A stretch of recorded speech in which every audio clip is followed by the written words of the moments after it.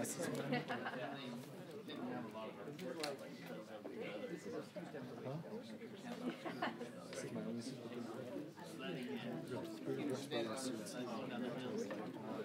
from sitting in the chairs like this. It's those rubber chairs that we have in the booth.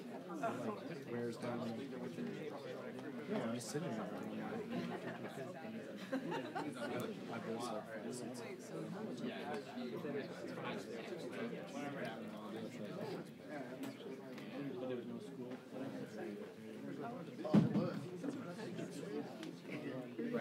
That's what I gotta do.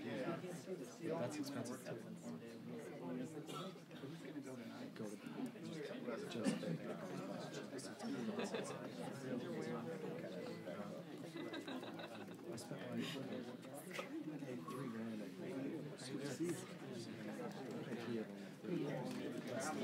I was doing a hearing over at Rayburn on immigration. No, just like if I rained on or something. I hang them up every day. I think Greenberger should be one of them. No, these things get expensive, you know.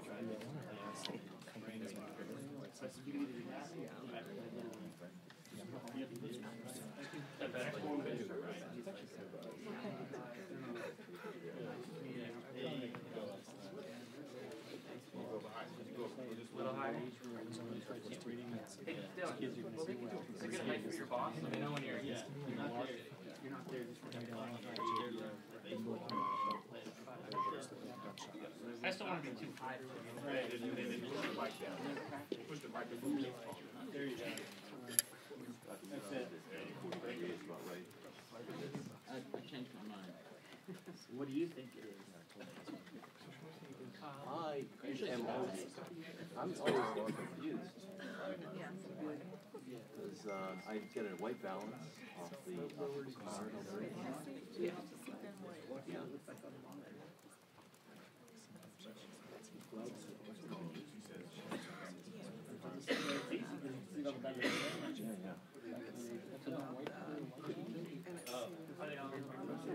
Yeah, we hear the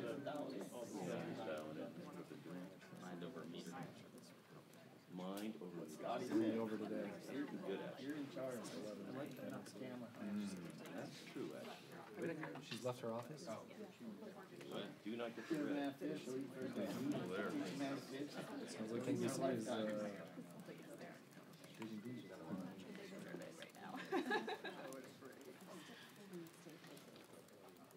no F-bombs. My son. Sassy.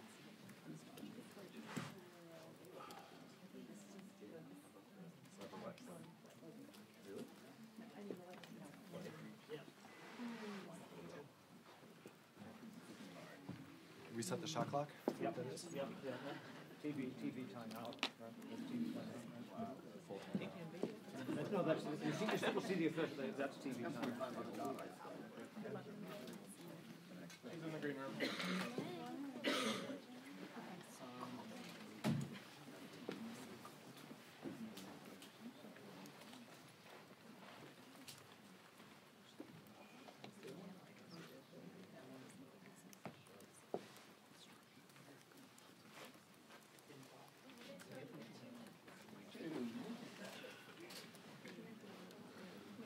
So,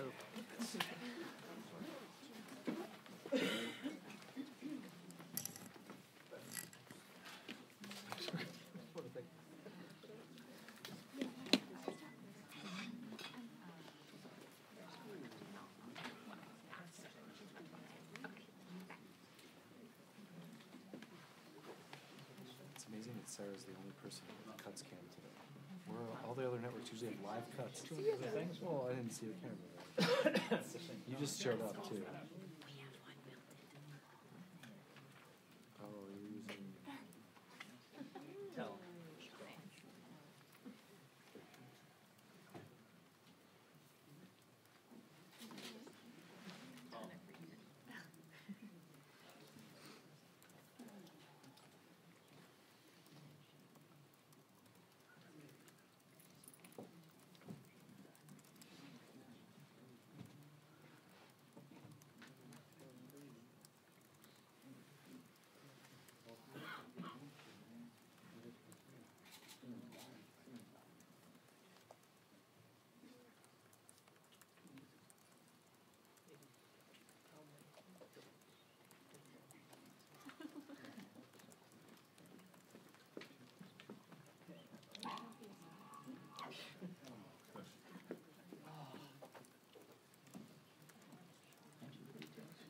totally bugged. Now we can see Scotty's head there. No, no. Well, maybe.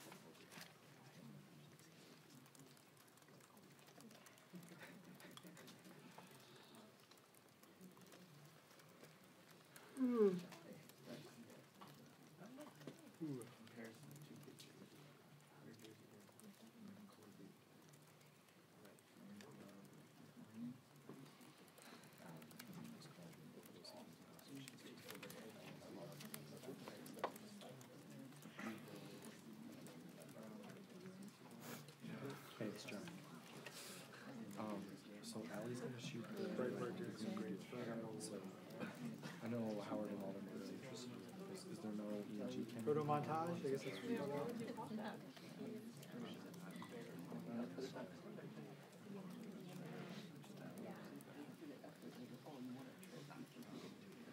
Chris running right over there.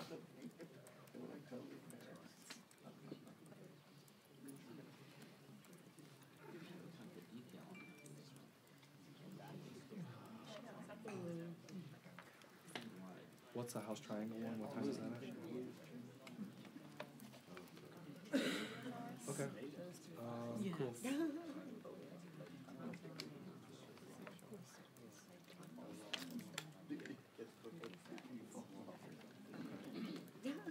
Do you know if Allie's... Alright, we're starting. 2 more.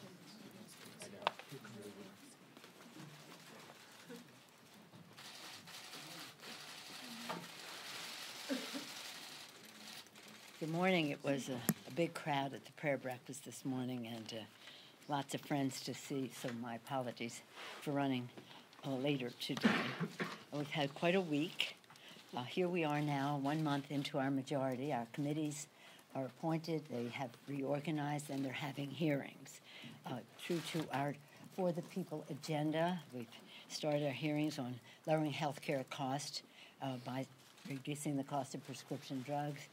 That was one of our opening hearings yesterday. The Energy and Commerce Committee did a Appropriations and Ed and Labor held hearings protecting the pre-existing condition benefit and reversing the GOP's sabotage of the health care bill. Part 2 of the For the People agenda, one was lowering health care costs, the other is raising paychecks of America's workers and by building the infrastructure of America. And yesterday, the Transportation and Infrastructure Committee held its first hearing in investing in roads, bridges, mass transit, ports, airports, schools, water system, energy grids. The Mayor of Los Angeles participated, and others with experience in this. Again, number 3 of the For the People agenda was H.R. 1, cleaning up corruption and restoring integrity in government. Yesterday, the second hearing was held on H.R. 1, which will reduce the role of big, dark money so that the people's interest, not the special interest, will have a stronger voice. In addition, we've had 2 hearings, really the first in 8 years, on climate change, and one in the Committee of Energy and Commerce. The first time they've had a hearing in 8 years on natural resources as well, now that the Democrats are in the majority. And I was pleased yesterday to appoint this Select Committee on Climate. But before I go to that, I was very disappointed that in the State of the Union address there was no mention of the violence in our country caused by the proliferation of guns. And we have our H.R. 8, which we will be bringing to the floor. We had our hearing this week on that legislation. It will be marked up, and that will be sent to the floor, hopefully this month. Yesterday, as I mentioned, I appointed the Select Committee on Climate. There's lots of excitement. I said that this Select Committee will have a leading role in taking testimony, building current information on solutions to the climate crisis, but that would be a Congress-wide initiative. As I mentioned, two of our committees have already, subcommittees have already had hearings, but we hope it will be all of the committees of jurisdiction will be very involved in it, and that's the impression that I have. There's all kinds of ideas coming forward. We welcome all of them as they highlight the importance of this existential threat to the planet. In our committee, the work will be to address, to find solutions. It's not a legislative committee. It will be its recommendations, as other recommendations, will be referred to the committees of jurisdiction, legislative committees of jurisdiction. But it's a public health issue, clean air, clean water for our children. It's a national security issue when it comes to preventing climate-driven instability. It's an economic and jobs issue, good-paying jobs, keeping America preeminent in green technologies in the world. And it is that, in my view, a moral responsibility, if you believe, as do I, that this planet is God's creation and we have a moral responsibility to be good stewards of it. Or if you don't share that religious view, but you just understand that we have a generational moral responsibility to pass the planet on to the next generation in the best possible way, then it has that standing as well. So it's health, security, jobs, and again, preserving God's creation. It is, as top hand, of course, the conference that is going on now to pass legislation that will, again, keep government open. I don't think that is a question. But anyway, to protect our borders as we protect our values. I have confidence in the appropriators, not because I know what they're doing, but because I have confidence in the appropriations process, being an appropriator myself, knowing left to their own devices, as I've said over and over again, that the appropriators, in a bipartisan way and a bicameral way, House and Senate, can come to a fair conclusion, which I would support. I have asked the administration to be as non-interventionist as I am on that. Just let them do their work. And hopefully that we'll get some good news in a short period of time, and certainly in time for the deadline of February 15th. Any questions? Okay, who hasn't had a question lately? Yes. Two questions on trade, if I could. Yes, ma'am. One, I was wondering if you support the Bicameral Congressional Trade Authority Act of 2019 to try to reclaim some of the trade authority for Congress. And also, I was wondering what, if any, are the elements of the USMCA that are concerning to you? Well, two questions. One, first of all, I really haven't seen that legislation, but I do support reclaiming some Congress's. It is Congress's prerogative. We have given some of that authority to the president, and there is legislation here that I am familiar with that would give him even more authority, and I don't support that. The concerns that we have about, and hopefully they're resolved, because I'm optimistic always, with the, what do we call it now, USMCA. I don't know if it has an acronym, formerly known as NAFTA, but not NAFTA. The concerns center around workers' rights, center around the environment, center around prescription drug prices. Those are some of the subjects, but the overarching issue is enforcement. You can have the best language on any subject in a bill, but if you don't have the enforcement provisions very strongly spelled out, not as a sideline, not as a side letter, but central to the treaty, then there's a problem. So I believe that the trade representative has been most accommodating and being available for members. come to answer some questions soon, but we've had good rapport with Mr. Lighthizer. I believe that the committees of jurisdiction, or that being the Ways and Means Committee largely, will be having sessions with members so that members can see what is in the legislation, what we'd like to see in the legislation, and how we can be supportive of it. I have always thought that this was probably one of the easier trade agreements to come to agreement on, but so far we're not there yet. Madam Speaker, you mentioned your committees are getting to work, but the President says your committees are going nuts, that it amounts to unlimited presidential harassment. Is there any concern that you're in danger of appearing like you're overreaching? Let me just say that let me make it a little, you don't have to come if you don't want to, but I am not commenting on what the President has to say about our work. And I always think that whatever the President says about us, he's projecting his own unwillingness. He's a projector, and that's what it's about. I'm very proud to work with our committees. Even the Republicans have complimented the committees on being wise in how they proceed in terms of subpoenas and arrest. We will not surrender our constitutional responsibility for oversight. That would make us delinquent in our duties. So I'm not going to respond to any characterization or mischaracterization of the President. But I do think that the duty will remove the protection of his own administration. Madam Speaker, how important do you think it is for the public to see the President's tax returns? I think overwhelmingly the public wants to see the President's tax returns. And so they want to know the truth, they want to know the facts. And it's not going to hide. I'll just tell you this and go on from there. Because we have important work to do, and we have important judgments to make, and we need information to make those judgments. So I was walking through a kitchen, and that's how I usually go to events.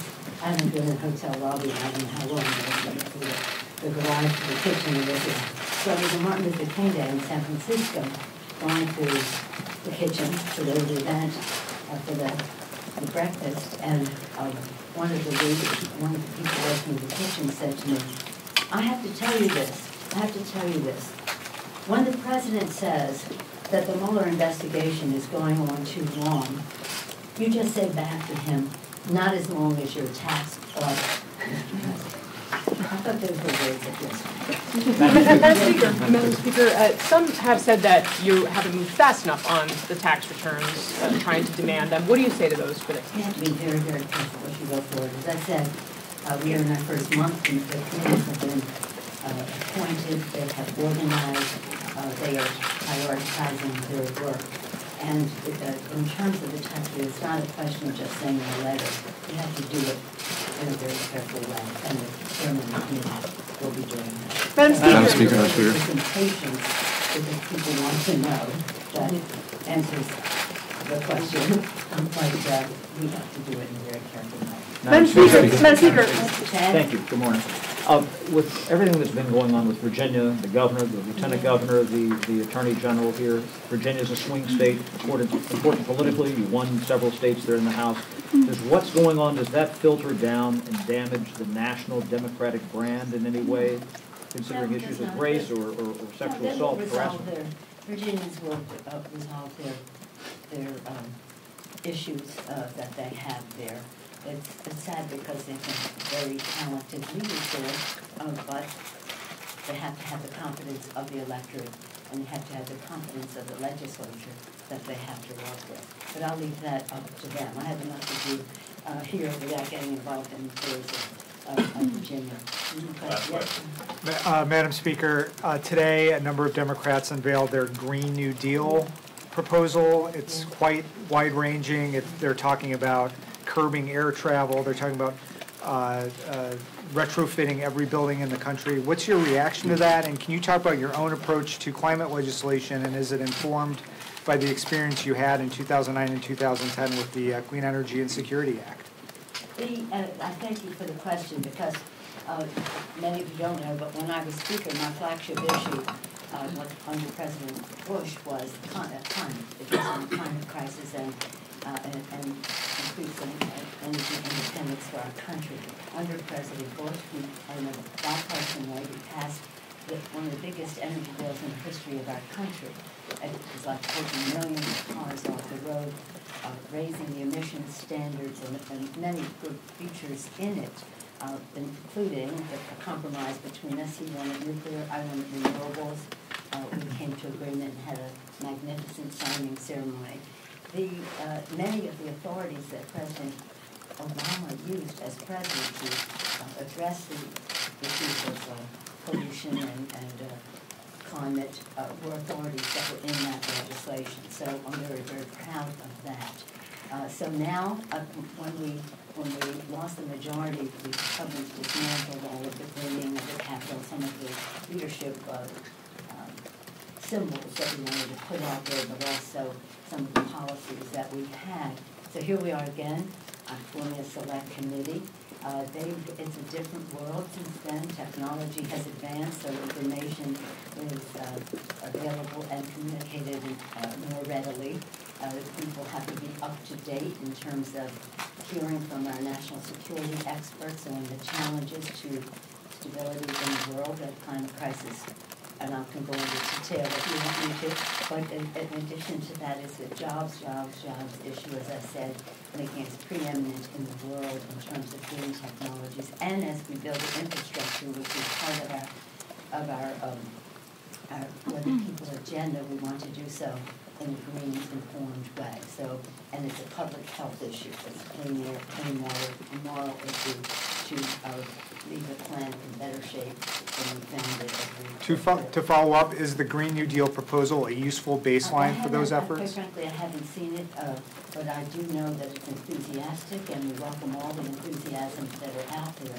The purpose of this select committee and the tasking that I have given to the committees of jurisdiction, I didn't even have to task them. They had their own enthusiasms for it, was that we would have an evidence-based, well-defined approach to how we go forward to make a difference.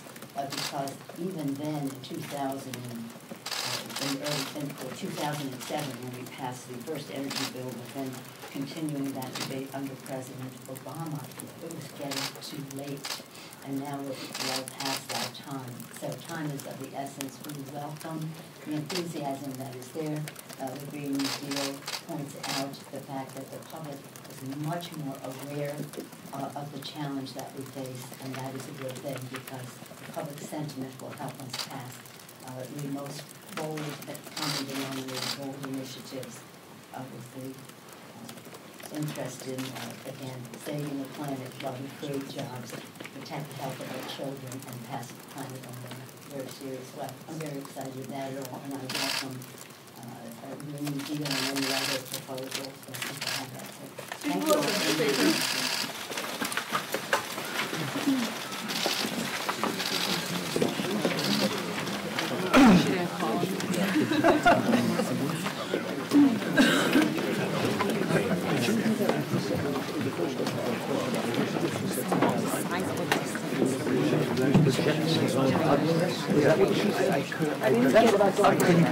The first time. I didn't hear ugliness.